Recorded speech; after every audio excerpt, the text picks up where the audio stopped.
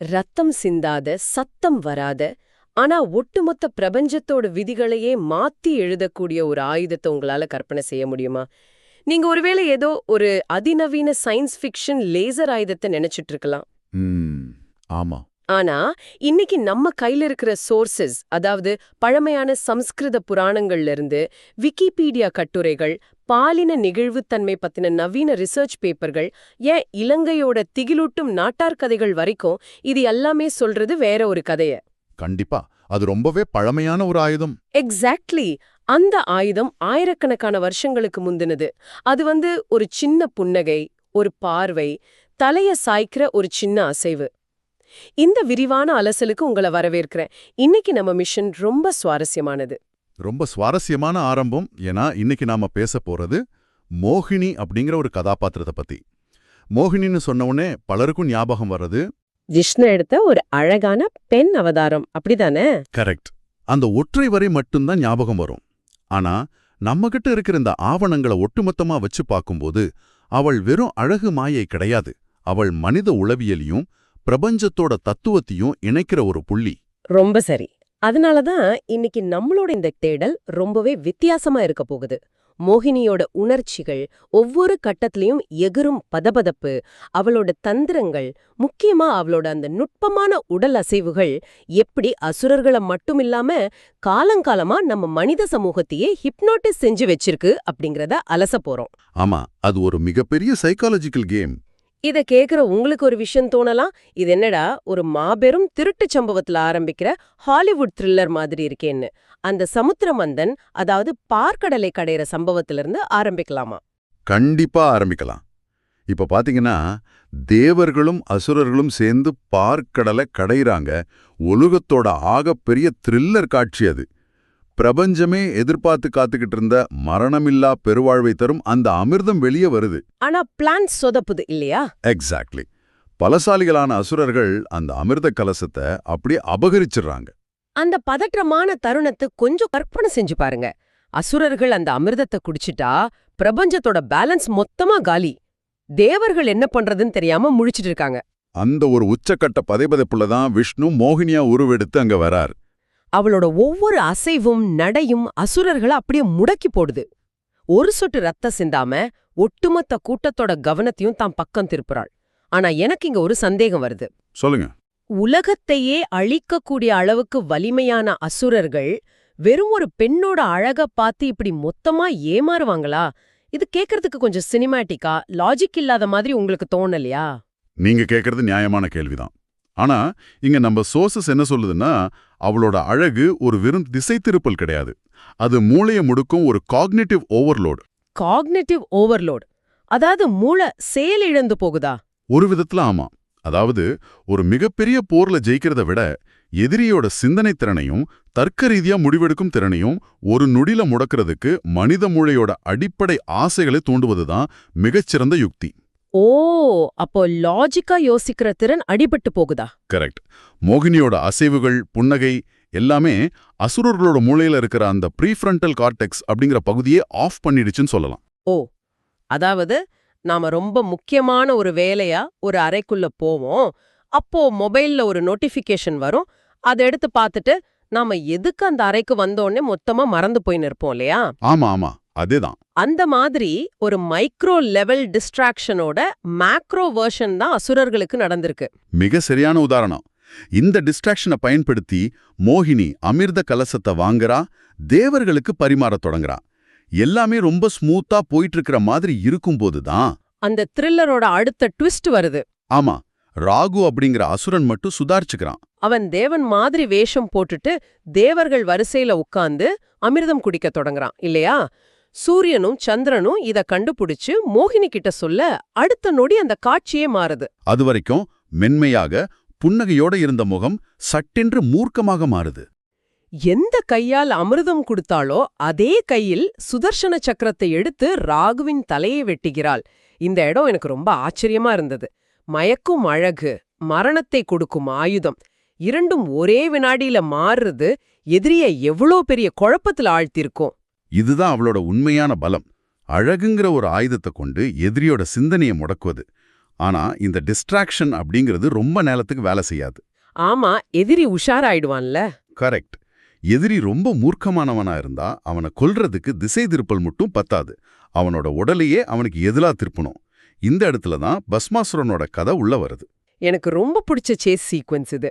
ஆனா இத நீங்க எப்படி உளவியல் ரீதியா விளக்க போறீங்கன்னு கேட்க ஆர்வமா இருக்கேன். கண்டிப்பா விளக்குறேன். இப்ப பாத்தீங்கன்னா பஸ்மாசுரன் சிவபெருமான நோக்கி கடும் தவம் இருந்து ஒரு வரம் வாங்குறான். நான் யார் தலையில கை வச்சாலும் அவங்க சாம்பல் ஆயிடணும், அதானே? அதேதான். வரம் கொடுத்தது சிவன். ஆனா அந்த வரத்தை டெஸ்ட் பண்ணி பார்க்க பஸ்மாசுரன் சிவனையே துரத்துறான். சிவனை காப்பாற்ற மீண்டும் மோகினி வர்றாள். பஸ்மாசுரன் அவளை கல்யாணம் பண்ணிக்கணும்னு கேக்குறான். அப்போ மோகினி, என்னை போலவே நீ நடனம் ஆடினா உன்னை கல்யாணம் பண்ணிக்கிறேன்னு ஒரு கண்டிஷன் போடுறா. சரி, இங்க நான் உங்களை கேக்குறேன். சிவனையே துரத்துற அளவுக்கு புத்திசாலியான தைரியமான ஒரு அசுரன் நடனமாடும்போது மறந்து போய் தன் தலையிலேயே கைய வைப்பான் அப்படிங்கிறது புராணத்துல வர்ற ஒரு சாதாரண பிளாட் ஹோல் மாதிரி உங்களுக்கு தோணலையா? சத்தியமா தோணுச்சு. அவ்ளோ பெரிய வரம் வாங்கினவன் எப்படி அவ்ளோ முட்டாள்தனமா தன் தலையில தானே கை வைப்பான்? இது கொஞ்சம் நம்ப முடியாம தானே இருக்கு. அங்கதான் மோகினியோட மிரரிங் அப்படிங்கிற உளவியல் தந்திரம் வேலை செய்யுது.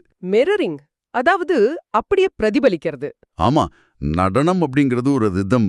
மோகினியோட நடன அசைவுகளை கூர்ந்து கவனிச்சு அதே மாதிரி தன் உடலையும் வளைக்க பஸ்மாசுரன் முயற்சி பண்றான். நடனத்தோட வேகம் கூடும்போது அவனோட மொத்த கவனமும் மோகினியோட உடல் அசைவுகள் மேல மட்டும் குவியுது. ஓ, வேற எதை பத்தி அவன் யோசிக்கல? இதுதான் காக்னிட்டிவ் டன்னலிங் அப்படின்னு சொல்லுவாங்க. ஒரு கட்டத்துல மூளை சுயமா யோசிப்பதை நிறுத்திட்டு எதிரில் இருப்பவரின் அசைவுகளை அப்படியே பிரதிபலிக்கும் வேலையை மட்டுமே செய்யும். அட, அந்த உச்சக்கட்டத்துல மோகினி மிக சாதாரணமாக தன் கையை தன் தலையில் வைக்கிறாள். எந்த சிந்தனையும் இல்லாமல் பஸ்மாசுரனும் அப்படியே செய்து சாம்பலாகிறான். அந்த ஒற்றை அசைவு ஒரு மாபெரும் ஆயுதமா மாறுது. வாவ்! அவனோட அகங்காரத்தையும் ஆசையும் வச்சே அவனோட சுய கட்டுப்பாட்டை அழிச்சிருக்கா. செம. உண்மைதான். இந்த உடல் அசைவுகளுக்கும் கலைக்கும் உள்ள தொடர்பை நம்ம கிட்ட இருக்கிற சோர்சஸ் ரொம்ப அழகா இணைக்குது. குறிப்பா 1913ல தாதா சாஹேப் பால்கே இயக்கிய மோகினி பஸ்மாசுர் திரைப்படம். ஆமா, அது ஒரு ஊமை படம். வசனங்களே இல்லாத அந்த படத்துல மோகினியோட அந்த உடல் அசைவுகள் மட்டும்தான் ஒட்டுமொத்த கதையும் சொல்லுச்சு. அதுல இன்னொரு வரலாற்று சிறப்பு இருக்குல்ல. ஆமா, அந்த படத்துல மோகினிய நடிச்ச கமலாபாய் கோகலே தான் இந்திய சினிமாவுல நடிச்ச முதல் பெண். அதுவரைக்கும் பெண்களோட கதாபாத்திரங்கள்ல ஆண்கள் தான் நடிச்சிட்டு இருந்தாங்க. அது மட்டும் இல்லாம கேரளாவோட பாரம்பரிய நடனமான மோகினியாட்டம் எப்படி இந்த ஒற்றை கதாபாத்திரத்தை வச்சு உருவாச்சுங்கிறதும் ஆச்சரியம். கரெக்ட். லாசியா, அதாவது மென்மை மற்றும் கைமுத்திரைகள் மூலமா எந்த அளவுக்கு ஆழமான உணர்ச்சிகளை பார்வையாளர்களுக்கு கடத்த முடியும் அப்படிங்கறத மோகினியாட்டம் ரொம்ப நுட்பமா செய்து காட்டுது. ஆமா, அந்த முத்திரைகள் ஒவ்வொன்னும் ஒரு கதைய சொல்லும். உண்மைதான். ஆனால் இதோட இந்த மோகினியோட பயணம் முடிந்து விடவில்லை. தெய்வங்களை காப்பாற்றிய அதே உடல் அசைவுகள், அதே மென்மை பயத்தோட பார்வையில பார்க்கப்படும்போது என்ன ஆகும்? பயத்தோட பார்வையா? ஆமா, இங்குதான் நமது தரவுகளில் உள்ள இலங்கையின் நாட்டார் வழக்காறுகள் ஒரு புதிய இருண்ட பக்கத்தை திறக்கின்றன. ஓ மை காட், ஆமா. அது வரைக்கும் ஒரு தெய்வீக காப்பாற்றலா இருந்த மோகினி இங்க அப்படியே ஸ்கிரிப்ட மாத்தி ஒரு திகில் பேயா வர்றா. ஒரு வெஞ்ச்ஃபுல் கோஸ்ட், பழிவாங்கும் ஆவி. இலங்கையோட கிரிந்தா, கண்டி மாதிரியான பகுதிகள்ல மோகினி ஒரு பழிவாங்கும் பேயா பார்க்கப்படுறா.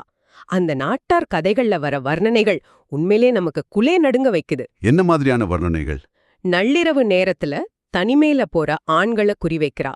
வெள்ளைச் சேலை, நீண்ட கரிய கூந்தல், இருட்டுல ஒளிரும் கண்கள், தொட்டா உறைந்து போற அளவுக்கு குளிர்ச்சியான சர்மம். கேட்கும்போதே ஒரு ஹாரர் படம் பார்க்குற ஃபீல் வருது. குழந்தை அழும் சத்தத்தையோ அல்லது தனக்கு உதவி தேவையென்றோ சொல்லி அந்த ஆண்களை மயக்கி அடர்ந்த சதுப்பு நிலங்களுக்குள்ள கூட்டிச் சென்று கொன்று விடுகிறாள். என்ன ஒரு ஹாரர் த்ரில்லர் இது! ஆனா எனக்கு புரியாதது, என்ன புரியல? ஒரு கடவுள் எப்படி சதுப்பு நிலத்துல அலையிற பேயா மாற முடியும்? கலாச்சார ரீதியா இந்த மாற்றம் எப்படி நடந்துச்சு? இது ஒரு மிகச்சிறந்த கேள்வி. சமூகத்துல நடக்கிற மாற்றங்களும் பயங்களும் எப்படி புராணங்களை உருமாற்றுகின்றன என்பதற்கு இது ஒரு உதாரணம். நம்மகிட்ட இருக்கிற ஆந்த்ரோபோலாஜிக்கல் ஆய்வுகளின்படி பாத்தீங்கன்னா, இந்த மோகினி பேய் என்பது காதலனால் ஏமாற்றப்பட்ட அல்லது வஞ்சிக்கப்பட்ட ஒரு பெண்ணின் எல்லையற்ற கோபத்தின் வெளிப்பாடு. ஆணாதிக்க சமூகம் தனக்கு சாதகமாக பெண்களை ஒடுக்கும்போது அவங்களோட கோபம் இப்படி வெடிக்குது.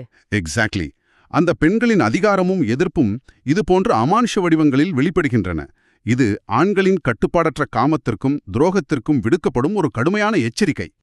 பயத்தையும் இந்த சமூகம் மோகினிங்கிற ஒரு அமானுஷ உருவத்துல ஏத்தி பார்க்குது. ரொம்ப சரியா சொன்னீங்க. தந்திரம், கோபம், பயம்னு இத்தனை பரிமாணங்களை பார்த்துட்டோம். ஆனா மோகினியோட உணர்ச்சிகளின் உச்சகட்டம் இது கிடையாது. வேற என்ன இருக்கு? அவளோட கதையில ஒரு ஆழமான கண்ணீரும் தியாகமும் இருக்கு அப்படிங்கறத கூவாகம் திருவிழா நமக்கு உணர்த்துது.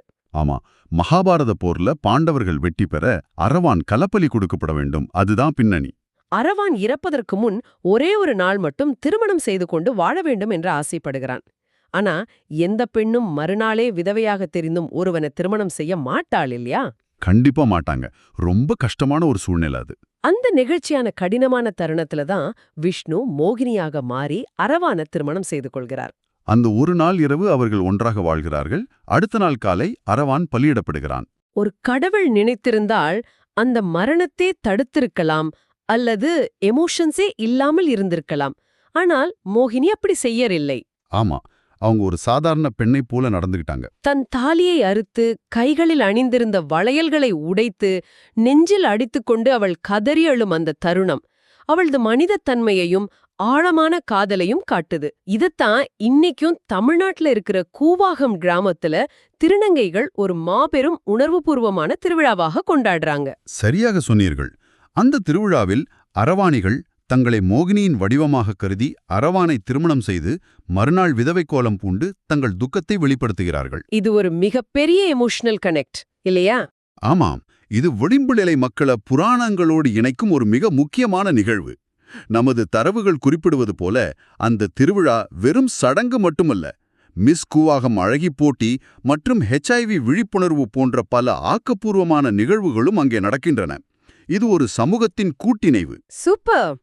இந்த இடத்துல தான் நம்ம கையில இருக்கிற ரீடலிங் மித்ஸ் அப்படிங்கிற ரிசர்ச் பேப்பர் ரொம்ப முக்கியமான ஒரு விஷயத்த பேசுது.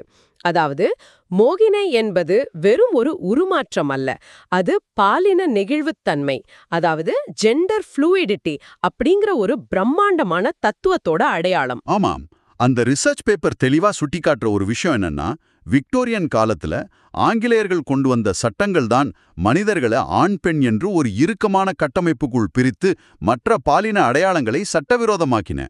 நாமும் அந்த பேப்பரோட வாதத்தை அப்படியே தான் இங்க சொல்றோம். ஆமா, இது நம்மளோட சொந்த கருத்து இல்ல, அந்த ஆய்வு கட்டுரை சொல்ற தகவல். கரெக்ட். ஆனால் நமது பண்டைய இந்திய மரபுகளில் பாலின நெகிழ்வுத்தன்மை என்பது மிக இயல்பாக ஏற்றுக்கொள்ளப்பட்ட ஒன்று. அதாவது மனிதர்களை வெறும் கருப்பு வெள்ளைன்னு ரெண்டு பெட்டிக்குள்ள அடைக்கிறத விடுத்து அதை ஒரு கலர் வீல் மாதிரி ஒரு ஸ்பெக்ட்ரமா பார்த்திருக்காங்க. ஆமாம், அந்த மூன்றாம் இயற்கை அல்லது திருத்திய பிரகிருதி என்ற கருத்தாக்கம் அதுதான். சிவனுக்கும் மோகினிக்கும் பிறந்த குழந்தைதான் ஐயப்பன் அல்லது ஹரிஹரன் என்ற புராண கதைகள் இருக்கு இல்லையா? ஆமாம், தர்மசாஸ்தா. பாலினம் என்பது ஒரு நிலையான விஷயமல்ல, அது தேவைக்கேற்ப மாறக்கூடியது என்பதை இந்த கதைகள் எவ்வளவு அழகாக சொல்கின்றன. இந்த ரிசர்ச் பேப்பரோட நோக்கமும் அதுதான், இதெல்லாமே இயல்பான விஷயங்கள்னு எடுத்துரைக்கிறது. உண்மைதான். மோகினியின் இந்த அம்சம் பாலினம் மற்றும் பாலியல் அடையாளங்கள் குறித்த இன்றைய சமூகத்தின் இறுக்கமான கட்டமைப்புகளை கேள்விக்குள்ளாக்குகிறது. ஆண்மை பெண்மை என்ற எல்லைகளை தாண்டி ஒரு மனிதன் எந்த வடிவிலும் முழுமையான தன்மையோடு இயங்க முடியும் என்பதற்கான குறியீடுதான் மோகினி. மிக சரியான பார்வை. நம்ம தேடலோட முடிவுக்கு வந்துட்டோம். ஆனா திரும்பி பார்த்தா எவ்வளவு பிரம்மாண்டமான பயணம் இது. ஆமா, நிறைய விஷயங்கள் பார்த்துட்டோம். உலகத்தை காப்பாத்துறதுக்காக அமிர்தத்தை கையில வச்சுக்கிட்டு அசுரர்களை தம் புன்னகையால முடக்குன ஒரு தந்திரக்காரி. தான் ஒற்றை அசைவால் அசுரனை அழித்த அபாரமான நடனம் அங்க. அப்புறம் அந்த ஹாரர் ஆண்கள். ஆமா, துரோகத்துக்கு பழிவாங்க ஆண்களை நடுங்க வைக்கும் இலங்கை பேய், தன் கணவனை இழந்து கதறி அழும் உணர்ச்சிகரமான மனைவி, இறுக்கமான பாலின எல்லைகளை உடைத்தெறிந்த ஒரு தாய். மோகினிக்குள்ளா எத்தனை பரிமாணங்கள்! இதையெல்லாம் ஒரு பெரிய கண்ணோட்டத்துல வைத்து பார்த்தால் மோகினி நமக்கு உணர்த்துவது ஒன்றைத்தான். என்ன அது? உருமாற்றமும் சூழ்நிலைக்கு ஏற்ப நம்மை மாற்றிக்கொள்ளும் அந்த நெகிழ்வுத்தன்மையும், அதாவது ஃப்ளூயிடிட்டி. அது பலவீனம் அல்ல, அது மனிதர்கள் தங்களை காத்துக்கொள்ளவும் அதிகாரம் பெறவும் பயன்படுத்தும் ஒரு மாபெரும் சக்தி. வாவ், இதைவிட சிறப்பா இதை சுருக்கி சொல்ல முடியாது. இதை கேட்டுக்கொண்டிருக்கும் நீங்கள் உங்களுடைய வாழ்க்கையை சற்று யோசித்து பாருங்க. ஆமா, கொஞ்சம் ரிலேட் பண்ணி பாருங்க.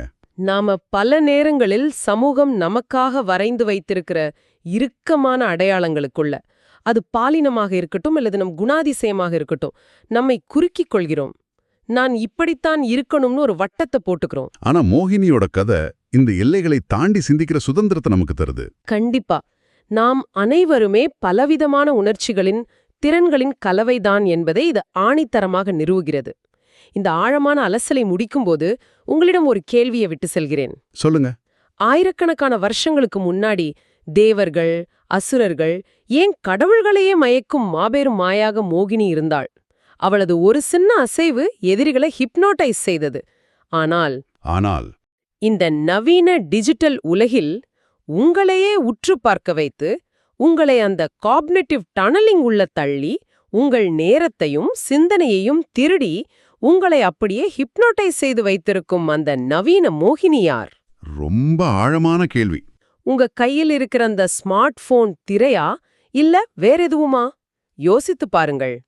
மீண்டும் ஒரு சுவாரஸ்யமான தேடலில் சந்திப்போம்.